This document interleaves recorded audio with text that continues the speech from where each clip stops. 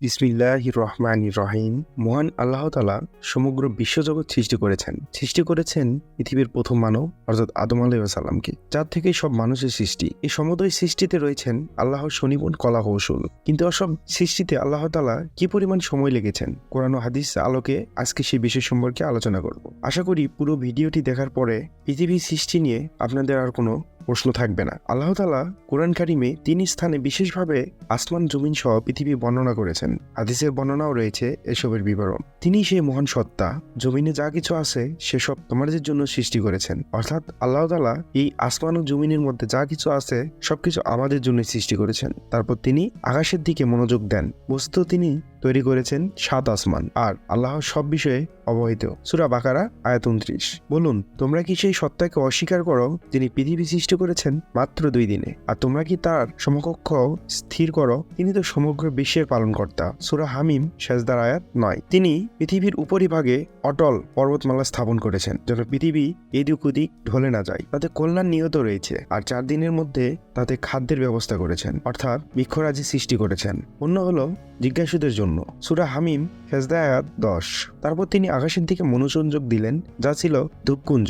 অতঃপর তিনি তাতে পৃথিবীকে বললেন, তোমরা উভয়ে আসো, ইচ্ছায় অথবা অনিচ্ছায়। তারা বলল, আমরা স্বেচ্ছায় আসলাম। অতঃপর তিনি আকাশমণ্ডলীকে 2 দিনে 7 আকাশে পরিণত করলেন, আর প্রত্যেক আকাশে তার আদেশ পাঠালেন। আমি কাছাকাছি আকাশকে প্রদীপমালা, চন্দ্র সূর্য দ্বারা সজ্জিত করলাম বা সংরক্ষিত করে রেখেছি। এটা মহান পরাক্রমশালী আল্লাহর সর্বজ্ঞ আল্লাহর ব্যবস্থাপনা। সূরা হামিম সেজদার আয়াত 12। তোমাদের সৃষ্টি অধিক কঠিন না আকাশের, যা তিনি নির্মাণ করেছেন। তিনি একে উচ্চ করেছেন, সুবিন্যস্তর করেছেন। তিনি এক রাত্রিকে করেছেন অন্ধকারাচ্ছন্ন এবং এর সূর্যালোক প্রবাস করেছেন। পৃথিবীকে এরপরে দৃষ্টিত করেছেন। তিনি এর মধ্যে থেকে পানি ও ঘাম নির্গত করেছেন। পাহাড় তিনি দৃঢ়ভাবে প্রতিষ্ঠিত করেছেন। সূরা নাজিয়াত আয়াত 27 থেকে 32। পৃথিবী সৃষ্টির এসব অতি সুন্দর বর্ণনা ও রহস্য সম্পর্কে তাফসীর ও হাদিসের ভাষা হলো, হযরত আব্দুল্লাহ বিন সাঈদ রাদিয়াল্লাহু তাআলা আনহু বলেন যে রোববার থেকে মাখলুকের সৃষ্টি শুরু হয়। 2 দিনে সৃষ্টি করা হয় জমিনের সব জিনিস সৃষ্টি করা হয় 2 দিনে, আর এই 2 দিনে আসমান সৃষ্টি করা হয়।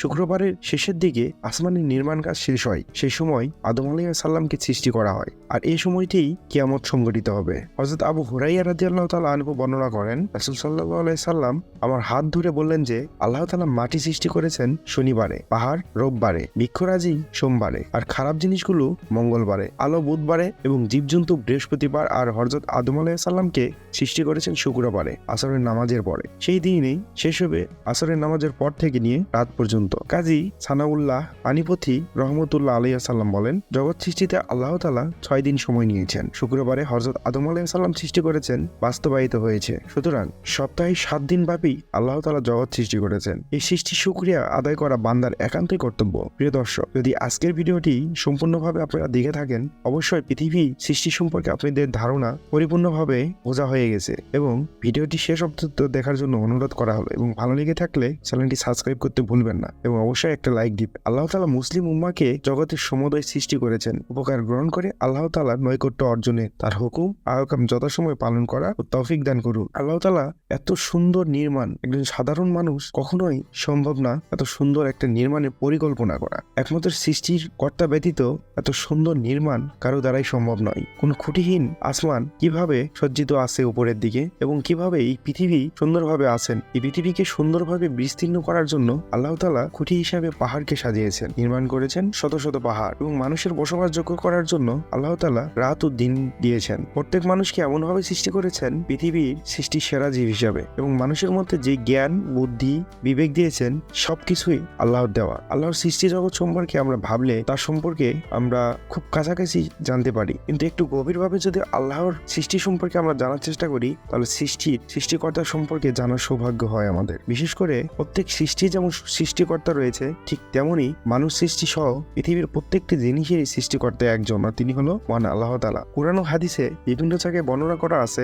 এই পৃথিবীর সৃষ্টি নিয়ে বিভিন্ন তাফসীরগণ বা বিভিন্ন বৈজ্ঞানিক বিভিন্নভাবে আলোচনা করলেও কোরআনের বর্ণিত আয়াতগুলি বিজ্ঞান উন্নত হওয়ার সাথে সাথে তার এখন প্রমাণ মিলে। এখনো বিজ্ঞান এতটা উন্নত হয়নি যে কোরআন নিয়ে 100% রিসার্চ করতে পারে। কোরআন নিয়ে 100% রিসার্চ করা হলে হয়তোবা কোরআন 100% সত্যায়িত হবে। কোরআনে এমন অনেক বিষয় রয়েছে যেগুলো এখন পর্যন্ত বৈজ্ঞানিক তাদের ধারণ ক্ষমতার মধ্যে আসতেই পারেনি। সাত আসমান বিজ্ঞান এটির প্রমাণ পেয়েছেন এবং হযরত মুহাম্মদ সাল্লাল্লাহু আলাইহি সাল্লাম যে চন্দ্রকে দ্বিখণ্ডিত করেছে এটির প্রমাণও এখন বর্তমানে বিজ্ঞান দিয়ে থাকে। এছাড়া পৃথিবীর চারপাশে সূর্য ঘোরে না পৃথিবী ঘোরে এই বিষয় সম্পর্কে কোরআনে সুন্দরভাবে দেওয়া আছে।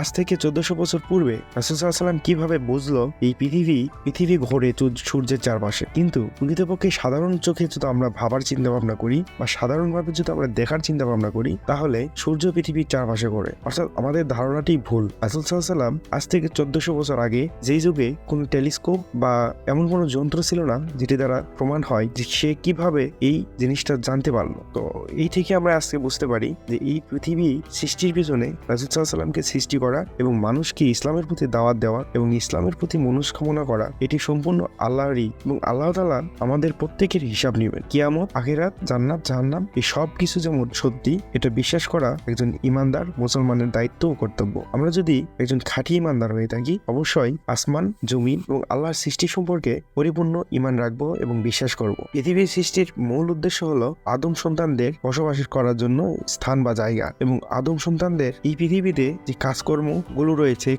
কর্মর দ্বারা তারা তাদের ফল পাবে এবং আল্লাহ তাআলা জান্নাত ও জাহান্নাম সৃষ্টি করেছেন। যারা ভালো কাজ করবেন নিশ্চয়ই তাদের জন্য জান্নাত রয়েছেন এবং যারা খারাপ কাজ করবেন তাদের জন্য বিক্ষিপ্তময় জাহান্নাম নির্ধারণ করা হয়। সুতরাং আমরা আল্লাহর সৃষ্টি জগৎ এবং আল্লাহর সম্পর্কে জানার চেষ্টা করব। এই তৌফিক দান করুক আল্লাহ আমাদের, আমিন। তো ভিউয়ার্স, আজকের মধ্যে ভিডিওটি এখানেই। যদি আপনাদের ভিডিওটি ভালো লেগে থাকে তাহলে অবশ্যই একটা লাইক দিবেন। তো সবাই ভালো থাকবেন, সুস্থ থাকবেন। আল্লাহ হাফেজ।